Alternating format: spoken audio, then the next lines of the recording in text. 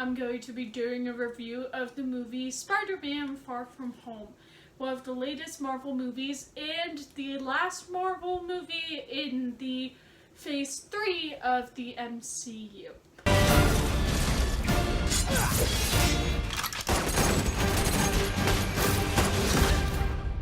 You gonna be the next Iron Man now? Well, no, I don't have time. I'm too busy doing your jobs. What? I'm kidding. Look, keep up the good work. Because I am going on vacation. Today I'm going to talk about things I like, things I didn't like, and why I think you should see this movie. Main things I liked, there were some really good jokes in there. The banter between Peter and Ned was very fun to watch. You know, I was just a big fan of the movie. The relationship between Peter and MJ was very sweet and cute. And you know, it felt the first Spider-Man Homecoming, I don't remember much about it. But with Spider-Man Homecoming, it was more of a Peter Parker movie, when this movie was more of a Spider-Man movie, which I think is what people were looking for, because they haven't really seen a full Peter Parker a full Spider-Man movie yet in many years. I also want to address the fact about Tom Holland. As someone who grew up with the Tobey Maguire movies, I'm always gonna have a soft spot for those Marvel movies. Can't deny that at any point in time. But I will say that Tom Holland is doing a good job as Spider-Man. I think he's a really good actor as Spider-Man, and he really captures that heart about Spider-Man. But my friend and I, we went to see it, and her opinion is Spider-Man is too young in these movies. Well, my dad grew up with Spider-Man. That was one of the first comics he ever read. My dad grew up with Marvel Comics. He grew up with Spider-Man. That was his favorite comic of all time. And he said that Tom Holland's Spider-Man is the closest to the correct age. Because Spider-Man gets his powers when he's 16 years old. He's, you know, a kid. And when he gets exposed to the Avengers and all that, basically everything goes crazy. Which I think many people don't realize that the age of Spider-Man is accurate in these movies. But of course, we grew up with Tobey Maguire, which they did it differently in those movies. They started off in high school with Spider-Man 1, then Spider-Man 2, he was in college, then Spider-Man 3, he left college and he was, you know, he has a job at Daily Bugle, he had his own apartment, all of that. So I think you have this warped perception when you've grown up with that. With the Amazing Spider-Man movies, they started when he was in college, when he was in high school, but the thing is, they had different qualities. Tobey Maguire had that Peter Parker essence, as in he was a nerd. Peter's a goddamn nerd. He is smart. He is a smart kid. And I think that's kind of what Spider-Man Homecoming didn't show us. They were focusing more on Tony rather than focusing on the fact that Peter's smart. That's why Tony wanted him, because he saw Peter as a younger version of Tony, and that's why he wanted Peter to be better, because he was like, this kid is me. I relate to this kid. This kid is me 2.0. I need this kid. So that's why Tony took such a big shining to him. So Tobey Maguire got that nerdy aesthetic. He had that heart in it. He was a sweet guy. And then Spider-Man 3 happened and it sucked. I'm still salty. And Sam Raimi is also a great director, so that also helps. The Amazing Spider-Man movies with Andrew Garfield's cool and handsome and woohoo. So Andrew Garfield was Spider-Man. He had that like, oh, I'm Spider-Man, I'm cool, I shoot webs, I fight crime, I'm all of that shit.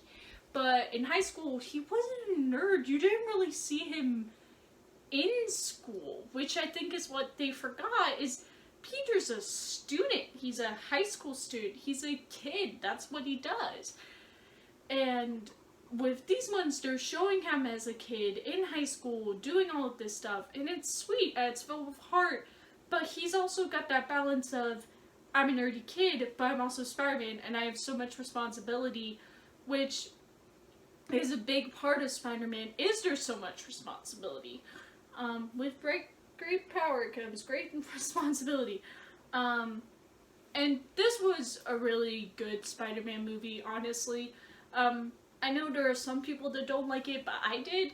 Also, Mysterio is one of the coolest villains. I want to address some things. For anyone who's confused about the fact that Quentin Beck doesn't have any superpowers, he never had superpowers in the comics. If you're thinking that he might have, if you haven't read the Spider-Man comics, I know a bunch about them because my dad does. Mysterio never had superpowers. He was just a guy that worked in special effects in Hollywood. And then he got fired from his job. He was considered a failure. He moved to New York to try and get a better job, and it wasn't working. In this version, he works for Tony Stark, and he's a hologram designer, and he's known as Quentin Beck. So Mysterio was never had superpowers. He's always been, this is spoiler, but Mysterio is the villain. I hate to point that out to you, but Mysterio is the villain. I know we all love Jake Gyllenhaal, and he's a sweetheart, but he's a villain, okay? And he's an iconic villain in the comics. He's a big villain to Spider-Man. Mysterio has always been a Spider-Man villain. Jake Gyllenhaal's acting is really good. Zendaya is like a goddess, and she really captures that, like, I make dark jokes, but I also have a really big crush on you, but I don't know how to talk about it. I can't admit it to myself right now. And, like, me, girl. Like, me.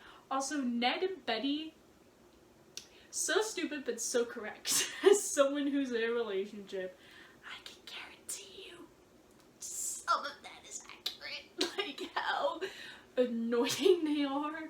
How they say babe to each other every 5 seconds. Me. Things I didn't like. I don't know if there's much I didn't like. It did feel rushed. I think they paced it out quite well. Something I didn't like. Oh, that they... okay. So Quentin Beck's story is that he comes from another universe. He's a guy from another universe, an alternate dimension, Earth 878, something like that. And this Earth is Earth 616. Spoiler alert, they completely destroy that idea and basically say the multiverse doesn't actually exist, and that pisses off so many nerds. But the thing is, the fact that they've teased it makes people think, oh, there's a multiverse. And I'm like, you're wrong. Now that we know, like, none of that's true. There is no multiverse. But the thing is, there is, because Doctor Strange kind of confirmed there's a multiverse, and so did Ant-Man with Quantum Realm, and Doctor Strange is able to warp reality, so we know there's other universes, but they don't want to, like, fully confirm it because they're not ready. But if they are gonna go the multiverse route, there are multiple things they could do. They can introduce the Fantastic Four, because now that Sony is kind of owned by Marvel again. No, wait, is Fantastic Four Fox? Fantastic Four is Fox, right? Or is it Sony? I think it's Fox. Or is it Sony? I think it's Sony. Fox owns X-Men. I know that much. And the X-Men are probably... They probably won't do X-Men, but they might introduce Deadpool, which I think would be great.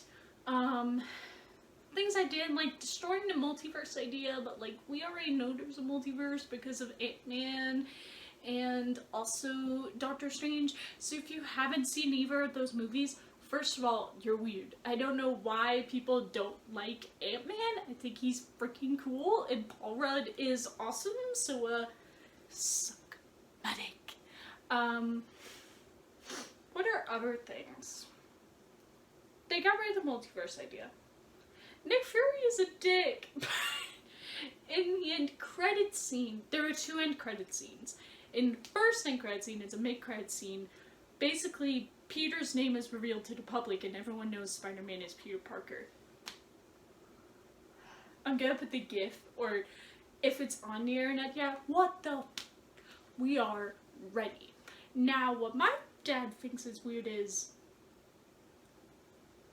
they're announcing his name now, and also J. Jonah Jameson from the Tobey Maguire movies shows up and says it, but also Daily Bugle. We're just gonna address it.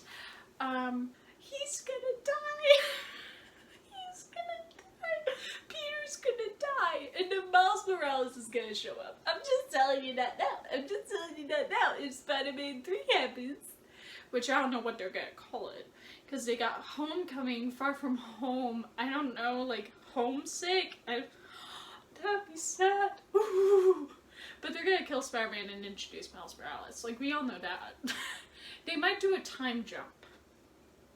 Now, we don't know who the villain is going to be, but we find out Nick Fury is on the Skrull ship, and the Skrulls are pretending to be Nick Fury and Maria Hill on Earth.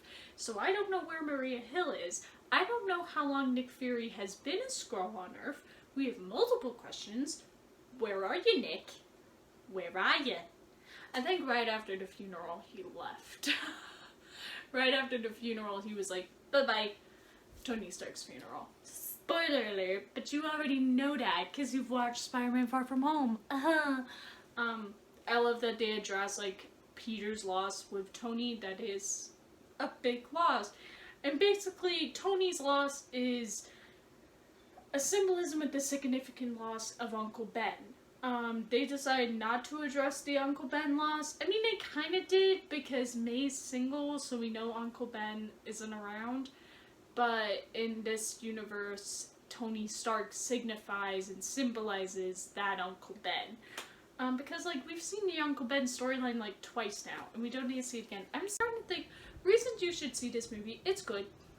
If you like Spider-Man, it's good. If you like Peter Parker, it's good. If you like Tom Holland, it's good. If you like Jake Gyllenhaal, it's good. If you like Marvel in general, it's a good Marvel movie. Okay, that's the thing, is we're saying it's a good Spider-Man movie, which it is, but it's also a good Marvel movie. I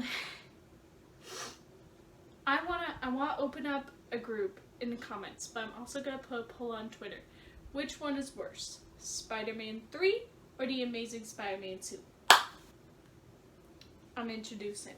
Now, the reason I say that is because there are certain people that hate one over the other. I hate Spider-Man 3 more than The Amazing Spider-Man 2 because I didn't care about The Amazing Spider-Man movies. I thought they were, like, boring and stupid, but the original Spider-Mans I cared about. And Spider-Man 3 was such a disappointment to me, emotionally, physically, spiritually, that I feel like more people hate that. But yeah, thank you guys so much for watching. Other things about Spider-Man, go see it. It's good. See it now. It's in theaters. This is not sponsored. I know I do movie reviews a lot, but none of them have ever been sponsored. I don't do sponsored videos. Any videos about Hot Topic have never been sponsored. Any videos about Spencer's or Cards Against Humanity or anything like that, I just talk about the things I like and I don't get any money from it. Thank you guys so much for watching. I hope you enjoyed this review of Spider-Man Far From Home. Like this video if you thought it was interesting. Comment what movies I should review next. Thank you for watching the Toy Story 4 movie review, and the Build-A-Bear collection video, and the My Dog Tries Fruits and Vegetables video. I know that was like a stupid idea, but like I love it. So comment what movies I should review next. Subscribe for more movie reviews coming later in the future. I will be doing a review of the live-action Lion King. I'm gonna see that as soon as my boyfriend gets home from his vacation. I'm gonna drive up to his house and go, hey bitch, we're seeing the Lion King. Which is totally normal to say to your boyfriend, hey, we're gonna go see the Lion King. For no reason. I'm just gonna do it. Hit the notification bell for a new video every Saturday/Sunday. I know my schedule has been really weird lately. That videos have been releasing on Mondays, but that's because the videos have been so long and have taken a very long time to upload. I keep on doing the meme from like the Emperor's New Groove, like You know that meme? I hope you know that meme. If you don't know that meme, great. I keep doing this. Okay. Follow the social media links in the description below. Instagram, Pinterest, Snapchat, Tumblr, Fandom Blog, Otherblog, Twitter. And thank you guys so much for watching. And go see Spider-Man Far From Home in theaters now.